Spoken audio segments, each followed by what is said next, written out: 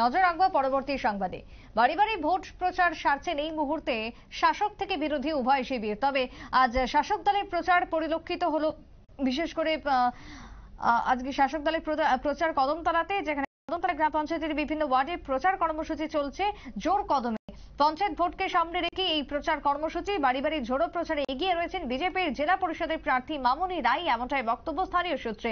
বিজেপির এই ঝোড়ো প্রচার একেবারে পঞ্চায়েত ভোটকে সামনে রেখে, এই প্রচারকে কেন্দ্র করে কি বক্তব্য উঠে এসেছে বিজেপির, শুনুন। আমি মামনি রায়। আজকে কদমতলা পঞ্চায়েতের 4 নং ওয়ার্ডে আমরা সকাল থেকে বৈঠক নিতে বেরিয়েছি। এখন পর্যন্ত আমাদের দূর চলছে। প্রায় 50-60 জন লোকের সমাগম আমাদের সঙ্গে আছে। যার যার বাড়িতে যাচ্ছি, সবাই বাড়িতে খুবই ভালোই সাড়া পাচ্ছি। সবাই এইবার বিজেপি দিয়ে যাচ্ছে।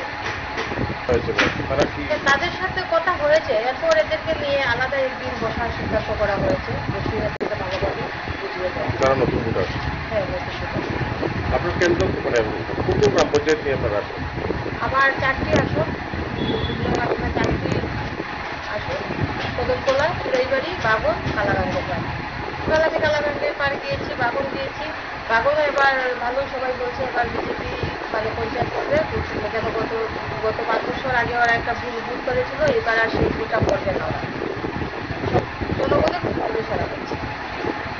এটা আরো কয়েকটা দিন যাক, তারপর বলা হবে।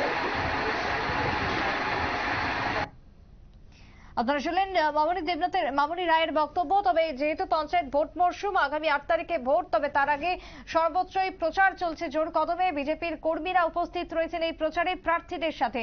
প্রার্থীরা উপস্থিত, একদিকে যেরকম লক্ষ্য করা গেল মামনি রায়, এবং অন্যদিকে রয়েছে 2 নম্বর জেলা পরিষদের আসনে চুড়াইবাড়ি, বাঘন, কালাগাঙ্গের পার, কদমতলা পঞ্চায়েত, এবং সেখানেও এই একই কর্মসূচি চলছে। পঞ্চায়েতের অন্যান্য প্রার্থীরাও রয়েছেন এদিন প্রচারকে ঘিরে। এক প্রকার বলা যায় যে বিরোধীদের পরিলক্ষিত হয়নি কদমতলা সহ তার আশপাশ এলাকায় ভোট প্রচারকে কেন্দ্র করে, এমনটাই বক্তব্য উঠে আসছে স্থানীয় সূত্রে। এখনকার মতো সংবাদ এখানেই শেষ করব। পরবর্তী নিউজ আপডেট দেখার জন্য চোখ রাখবেন শুধুমাত্র নিউজ ভ্যানগার্ডের পর্দায়। নমস্কার।